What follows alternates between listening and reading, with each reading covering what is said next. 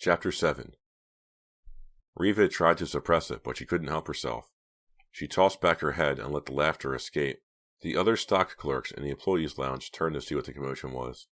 Lisa glared at Riva, then at Mitch. Then her face turned crimson, and she held her hands up to her face and gasped.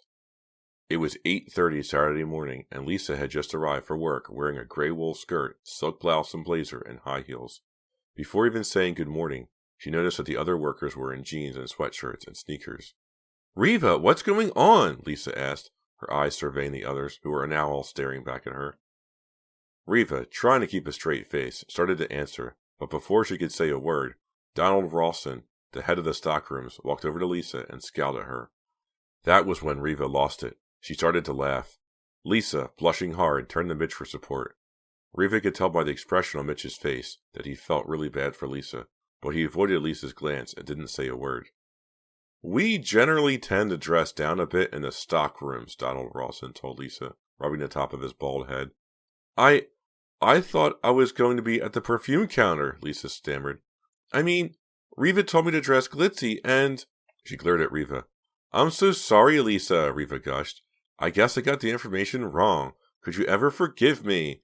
Riva was dressed conservatively in a straight skirt, navy blue sweater, and pearls. Some of the other stock clerks giggled loudly across the room. Rawson flashed them a warning frown. "Miss Dewey, perhaps you better go home and change," he suggested to Lisa. "But hurry back. Several trucks came in this morning. We have a lot to uncrate today."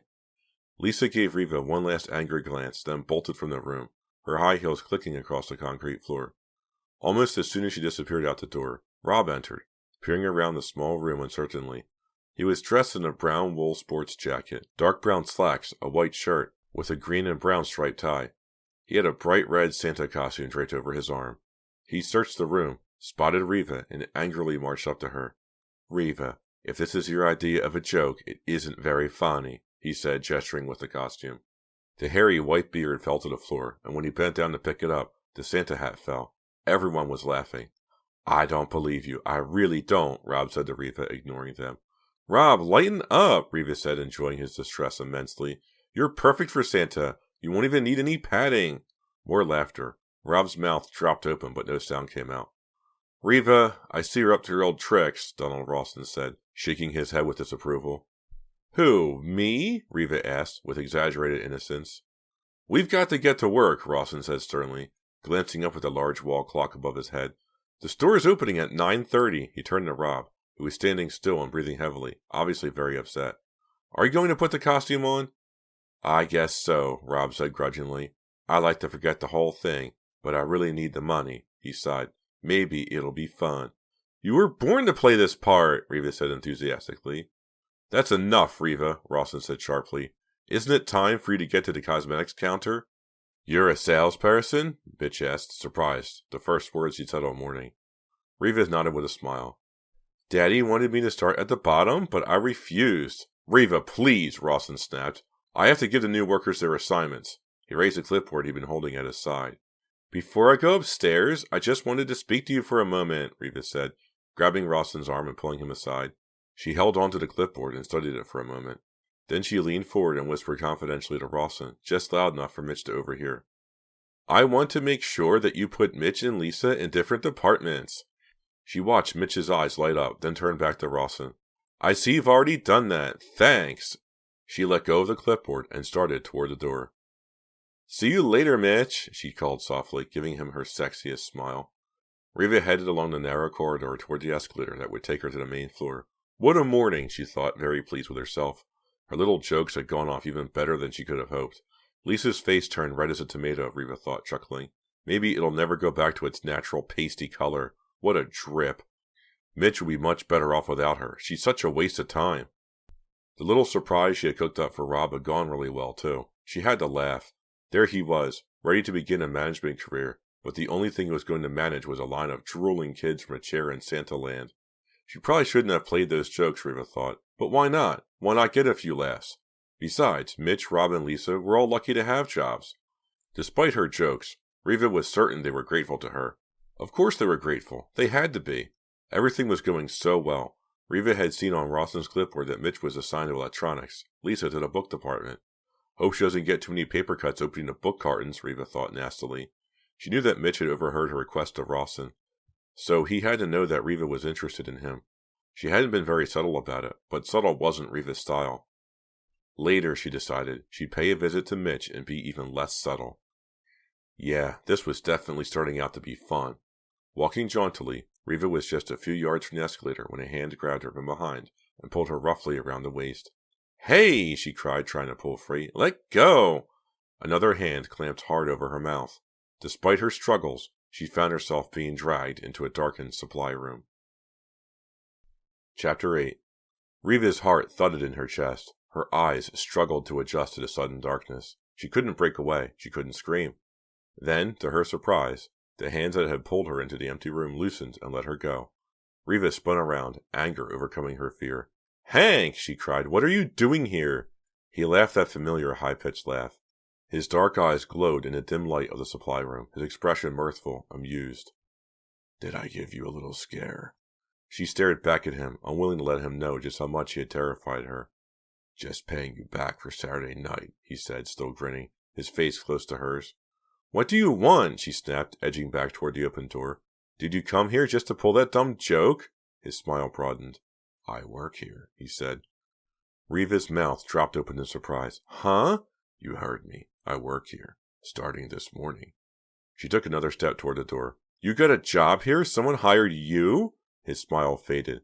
His eyes burned into hers. "I didn't need you to get a job. I did it on my own."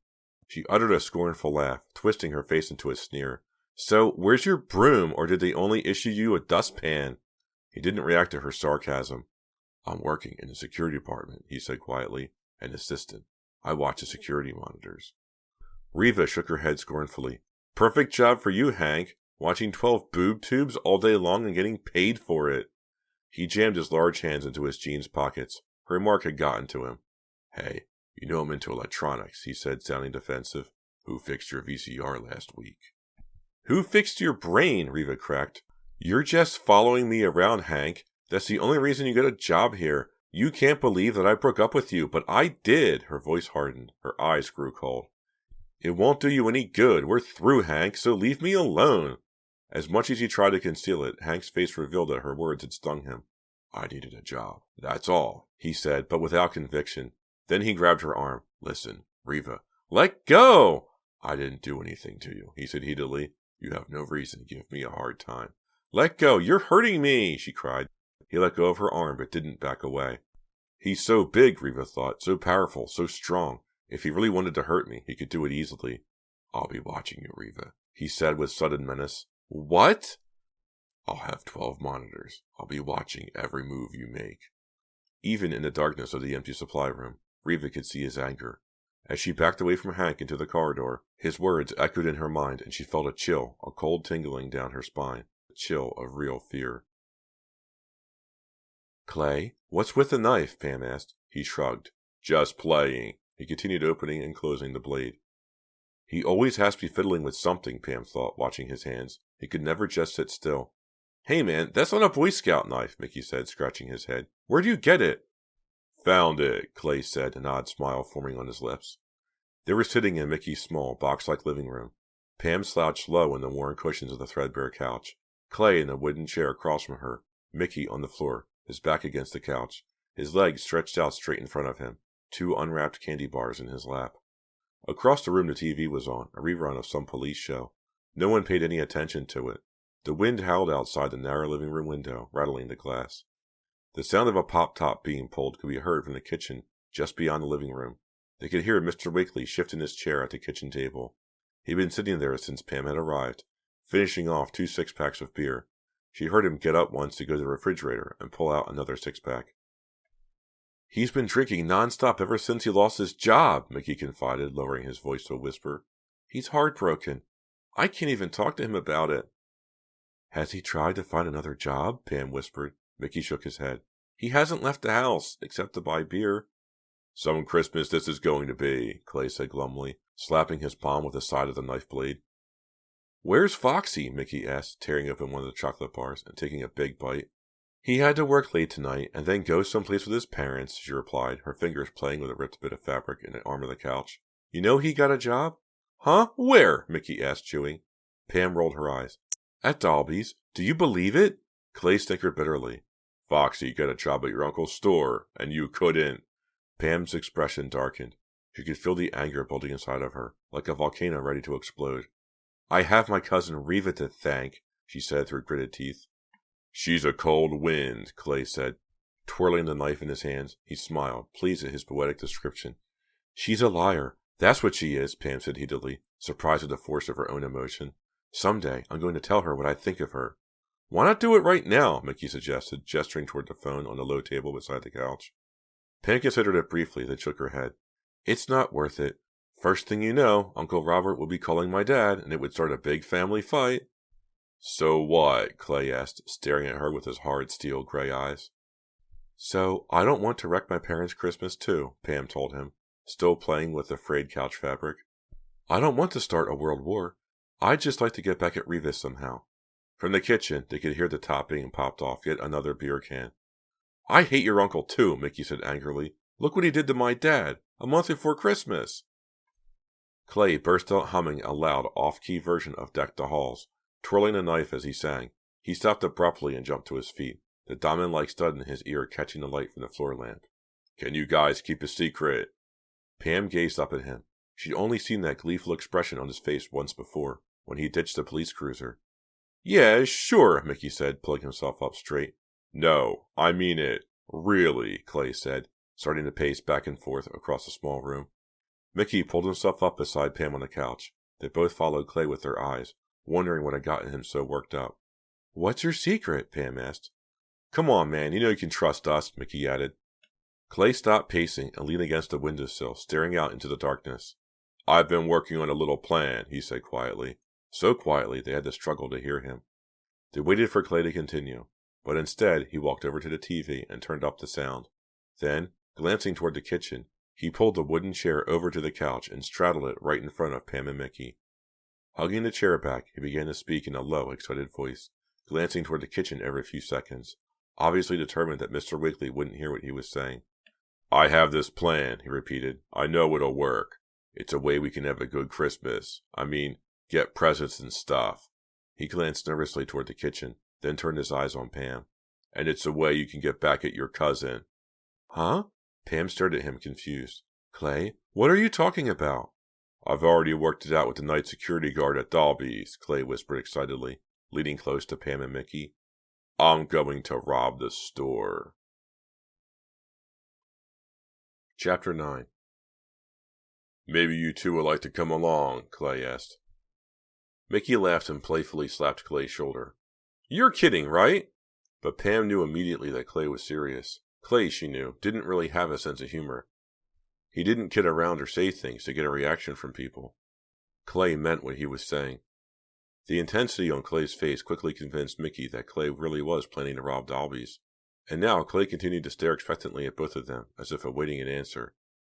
Hey, Clay, come on, Pam exclaimed. I can't rob my own uncle's store. Clay's eyes filled with alarm, and he stood up to clamp a hand over Pam's mouth. He peered toward the kitchen, listening for any sign that would indicate Mr. Wiggly had heard. Then, slowly, he pulled his hand away from Pam's face. Sorry, she whispered. I forgot. Don't sweat my dad, man, Mickey assured Clay. He's so out of it, he doesn't know what's going on. Let's just keep it down anyway, Clay said sharply. He sat back on the chair, his long arms dangling over the chair back, his legs straddling the seat. Listen, Pam, it won't be like an actual robbery, he explained. He opened his knife and began tapping the blade against his open palm again. It'll be sort of like Robin Hood, know what I mean? We'll take some stuff from the rich and give it to the poor for Christmas, namely us. Mickey giggled again, nervous laughter. I don't believe you, man. Well, believe it, Clay said seriously, tapping the knife blade harder against his hand. I can think of easier ways to get back at Riva, Pam said, this time remembering to whisper. Yeah, Mickey said, scratching his jaw nervously. Robbing a big department store could be dangerous, you know? The wind picked up, rattling the window hard. Clay whipped his head around, as if expecting to see someone standing behind him. Seeing no one, he turned back to his friends, his expression still hard and serious. It's not going to be dangerous at all, Clay said in a flat, expressionless tone. It's not even going to be a real robbery. What are you talking about? Pam asked. A chair scraped across the floor in the kitchen. Mr. Wiggly let out a groan. Clay raised his hand, signaling the others to be quiet. A few seconds later, they heard quiet snores from the other room. Mickey's dad had fallen asleep. I know John Maywood, Clay said, relaxing a little as the rhythmic sound of the snoring continued to float into the room.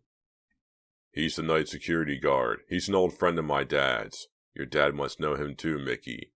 Yeah, sure, I know who John Maywood is, Mickey said, shifting uncomfortably on the couch. Well, Maywood is real sore that your dad got fired, Clay told Mickey. When I told him I had this idea about robbing the store, Maywood just laughed. He thought it was an excellent idea. He hates the Dalbys. He said right away that he'd help me. Help you? How? Mickey asked.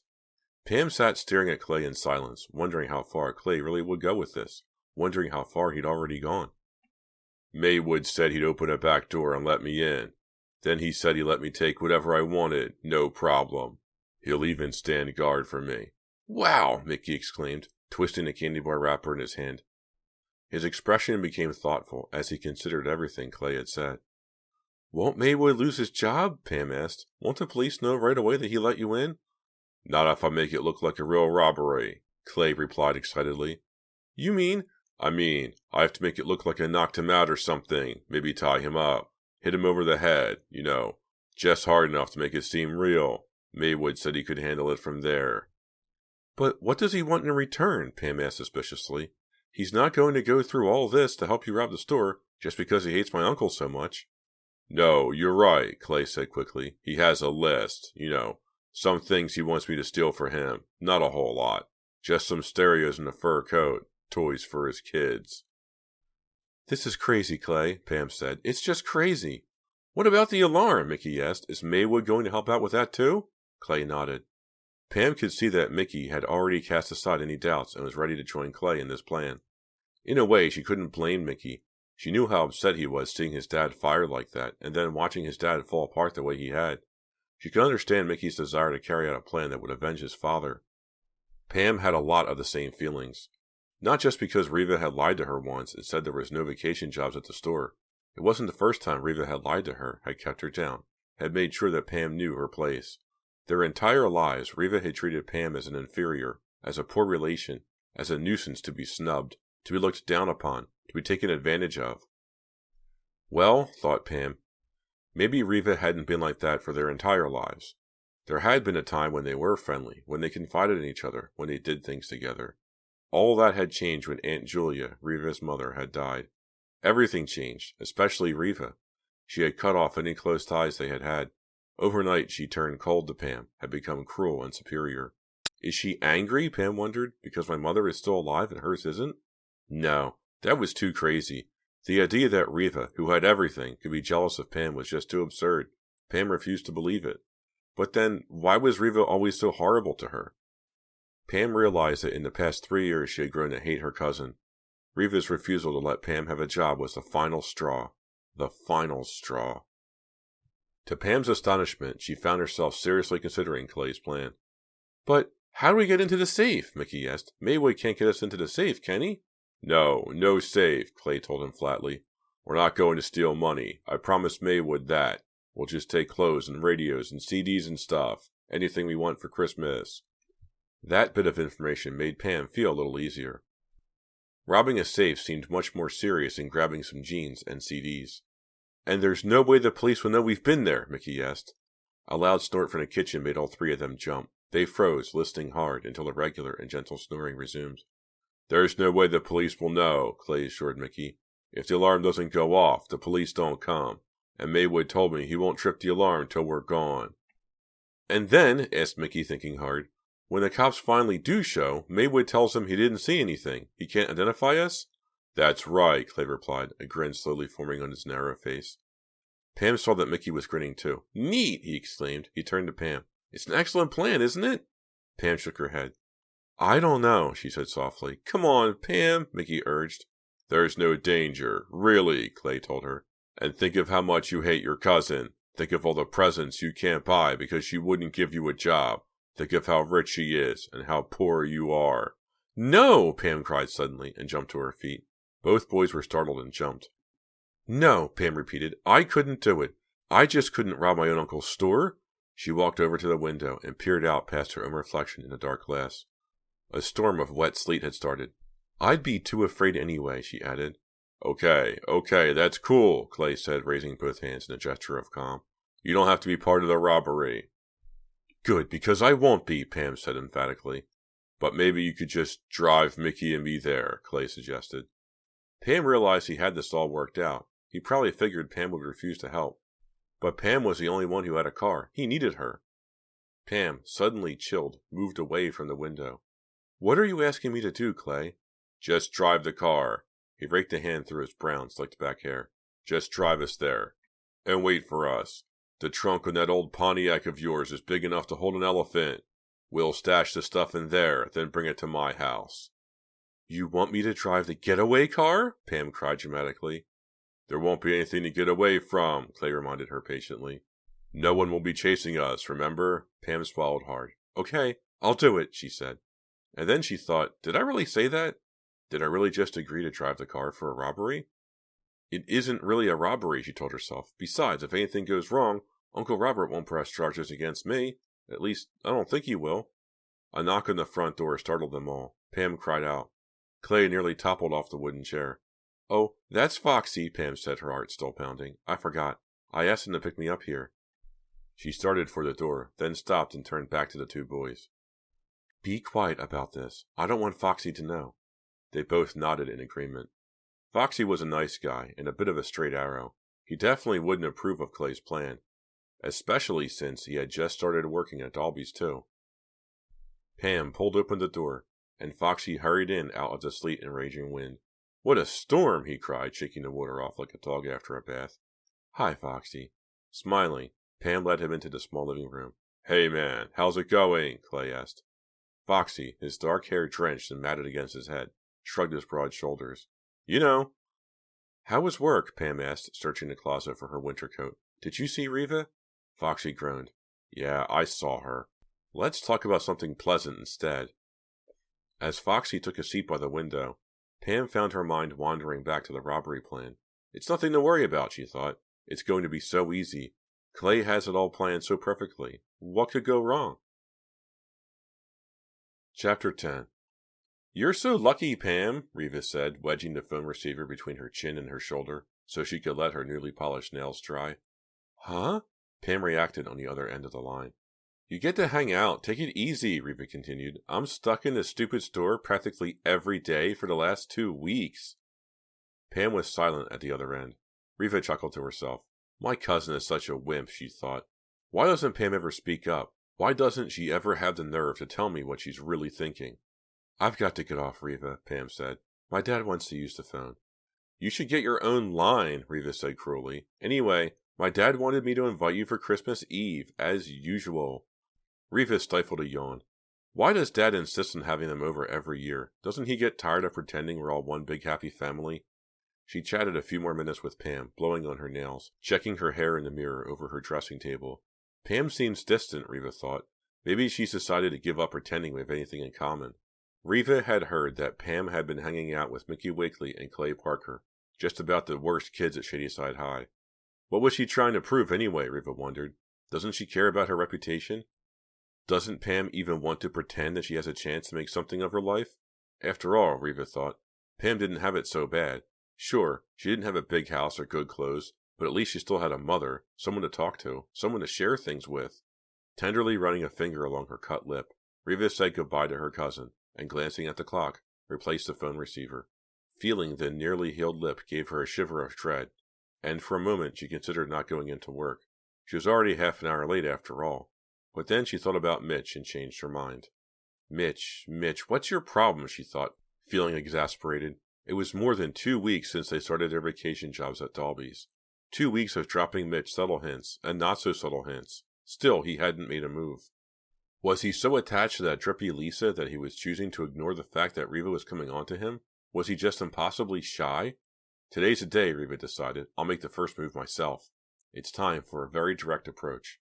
And then, poor little Lisa can start searching for a new boyfriend, someone as wimpy and washed out as she is. Riva pulled off the sweater she was wearing and changed into a white cashmere turtleneck. She knew it looked great on her. It really showed off her figure, and the soft white cashmere brought out her blue eyes and dramatic red hair. After rearranging her curls, She grabbed her bag and started toward the door, and was surprised to see that she'd had an audience. "Michael, what are you doing here?" she asked her little brother. "I wanted to ask you something," he said, gripping the doorknob with both hands and leaning against the door. "How long were you standing there?" Riva asked sharply. "You know you're supposed to knock." Michael shrugged. "Will you take me to the store today?" "What?" She tried to push past him into the hallway, but he moved quickly to block the door. "Take me to the store, please." "Why, Michael?" "To see Santa Claus." Riva suddenly remembered that she had promised to take him to see Santa. It had completely slipped her mind. She glanced down at him. She could never get over the fact that he looked so much like her. "I can't today," she said softly, reaching out and affectionately playing with his curly red hair. "I'm late for work." "Will you get fired?" he asked seriously. Riva laughed. "No, I don't think Daddy will let them fire me," she told him. "So why can't I come see Santa?" he insisted, still blocking the doorway. "I'll take you, Michael," Riva assured him, "but not today." "When?" "Soon." "When is soon?" "Soon." She took his arm and pulled it aside so she could get by him. Then she hurried down to the front closet to get her coat. "Poor kid," she thought. "He misses having a mom more than I do. I think he's really lonely." Pulling on her coat, she vowed to spend more time with him. Then she stepped outside into a sunny but cold morning. The sudden cold made her sore lip throb. "It had to be Hank who did this to me," she thought angrily. "Who else could it have been? Such a vicious trick." Starting up the Volvo, she forced it out of her mind. She wanted to concentrate on Mitch. "This is your day, Mitch," she said aloud, turning the car around in a circle at the end of the drive and heading down to the street. He was so good-looking, with those adorable dimples on both cheeks when he smiled, and that scratchy, hoarse little boy voice. She liked his taste in clothes, too. Polo shirts, cuffed chinos, preppy without being too showy. "This is your day, Mitch," she repeated, grinning. She thought about him all the way to work. She found him at lunchtime in the electronics department stockroom, unloading a crate of CD players. He was wearing a white sweatshirt and chinos. "Hi," Reva said, walking up close behind him. He jumped up, startled by her voice. She laughed. He blushed. "Hey, we match!" she exclaimed, pointing to their white sweaters. She deliberately stood very close to him. "Yeah," he said, trying to back up, but he was already against the wall shelves. "How's it going, Reva?" "I've been unloading cartons all morning. We got in an entire truck of CDs and stereos." "I've been thinking about you," Reva said, making her voice low and whispery. She opened her eyes wide and stared meaningfully into his, giving him her best smile, lips slightly parted. "Oh, yeah." He glanced down at the carton, still half filled with boxes of CD players. "I have to finish unloading these," he said uncomfortably. "It's lunchtime," Reva replied. "You can take a break. The boss's daughter gives you permission." He laughed. "Thanks." "I said I've been thinking about you," Reva repeated, staring into his eyes. "I've been thinking about you, too," he said in his scratchy voice, his words sounding hurried, as if he wanted to get them all out at once. "I think we should talk." "I don't want to talk," Reva said, leaning forward. "I want to do this." She reached out quickly and put her hands behind his head. Then she pulled his face to hers and pressed her lips against his. He let out a small gurgle of surprise, but kissed her back. She held him against her, pressing the back of his head with both hands. Not a bad kisser, she thought. Her eyes went up to the security camera. She realized that Hank might be watching this passionate scene. "Good," she thought, moving her lips against Mitch's, holding his head and moving her fingers through his hair. "I want you to get an eyeful, Hank. I want you to enjoy the show." She lowered her hands to Mitch's shoulders and kissed him with renewed passion. "Are you watching, Hank? Are you watching at all?" "What's wrong with me?" she thought suddenly. "Why am I standing here kissing Mitch and thinking about Hank?" She held Mitch tightly, kissing him harder as if that might drive Hank from her mind. "Whoa!" an angry voice cried out from behind them. Mitch pulled out of her grasp. Reva spun around to see who had the nerve to interrupt them. "Lisa," Mitch cried, his eyes wide, his open mouth smeared with Reva's magenta lipstick.